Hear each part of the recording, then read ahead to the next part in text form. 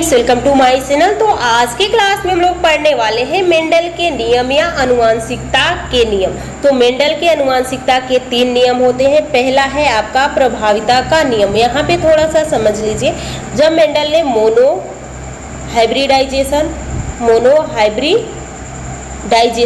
उसके बाद यहाँ पे उन्होंने क्या करा है, डाई हाइब्रिडेशन। ये समझ लीजिएगा, ये है मोनो हाइब्रिडाइजेशन, ये है डाई हाइब्रिडेशन। जब उन्होंने मोनो हाइब्रिडाइजेशन कराया तो इससे उन्हें कौन कौन से नियम मिले? एक तो प्रभाविता का नियम मिला और एक पृथक्करण का मिला। यानी यहाँ पे लॉ ऑफ डोमिनेंस और लॉ ऑफ सेग्रीगेशन दोनों नियम किसे मिले थे? तो मेंडल के मोनो हाइब्रिड से मिले। मेंडल के डाई हाइब्रिड से क्या मिला था? तो स्वतंत्र अपविहुवन का नियम। तो जो ये 3 नियम देते तो पूछा जाए कि बताइए मोनो हाइब्रिड पे आधारित कितने नियम थे और डाई हाइब्रिड पे कितने थे? तो मोनो हाइब्रिड पे 2 थे। पहला प्रभाविता का नियम, पृथक्करण का नियम यानी लॉ ऑफ डोमिनेंस और लॉ ऑफ सेग्रीगेशन। और अगला यहाँ पे जो डाई हाइब्रिड के पूछ लिया जाए तो डाई हाइब्रिड में आप लोग का स्वतंत्र अपविहुवन का नियम दिया गया था। चलिए अब हम लोग एक एक करके देख लेते हैं कि प्रभाविता का नियम क्या था। तो प्रभाविता के नियम में इन्होंने बताया कि जब एक जोड़ी अलग अलग लक्षणों वाले जीवों के बीच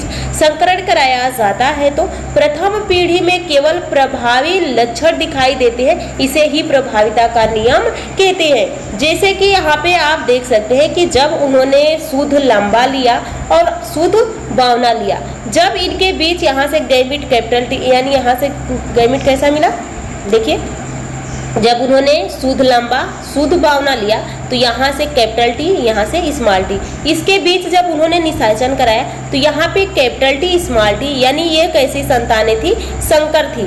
और ये कैसी थी? जो शुद्ध वाला था, यानी जो प्रभावी है इसको हम प्रभावी बोलते हैं और इसको हम अप्रभावी बोलते हैं। तो जो प्रभावी था संतानें वैसे ही हुई। तो इन्होंने क्या कहना था प्रभाविता के नियम में कि जो यहाँ पे प्रभावी होगा ये F1 पीढ़ी है, F1 पीढ़ी में प्रदर्शित होगा और जो अप्रभावी होगा वो छिप जाएगा। ऐसा नहीं है कि वो समाप्त होगा, वो छिपा रहेगा। हो सकता है किसी भी पीढ़ी में वो दोबारा दिख जाए, लेकिन जो प्रभाविता का नियम था F1 पीढ़ी में ये प्रभावी था।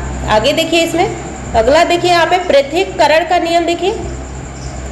तो जब एक जोड़ी अलग अलग उपलक्षणों वाले जीवों के बीच संकरण कराते हैं तो प्रथम पीढ़ी में केवल प्रभावी लक्षण दिखाई देते हैं, लेकिन दूसरे पीढ़ी में प्रभावी और अप्रभावी दोनों लक्षण एक निश्चित अनुपात में अलग हो जाते हैं, इसे ही हम पृथक्करण का नियम कहते हैं। तो यहाँ पे आप देख सकते हैं कि मेंडल ने क्या किए थे कि उन्होंने जब प्रभाविता का नियम दिया था तो उन्होंने कहा कि F1 पीढ़ी में केवल प्रभावी लक्षण ही दिखेंगे, लेकिन जब यहाँ पे इन्होंने इस नियम का प्रयोग किया जो कि अपृथक्करण का नियम है, तो इसमें आप देखिए जब इन्होंने कैपिटल टी स्मॉल टी यानी ये जनक है इनके बीच संकरण कराया तो यहाँ पे फिनोटाइप और जीनोटाइप का रेशियो कितना आया? तो फिनो 1:3 आता है और जीनो 1:2 आता है। तो यहाँ पे ये इनका नियम था। अगला नियम है स्वतंत्र अपविहुवन का नियम। तो जब 2 जोड़ी अलग अलग वाले जीवों को संकरण कराया जाते हैं तो दोनों लक्षणों के वैकल्पिक स्वरूपों का पृथक्करण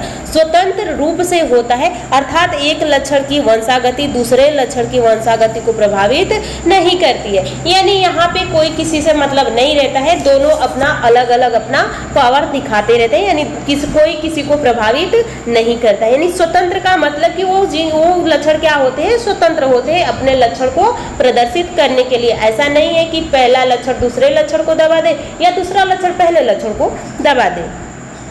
यहाँ पे आप देख सकते हैं इस तरह से, जैसे उन्होंने क्या लिया था, जनक में उन्होंने गोल पीला और झुरीदार हरा लिया।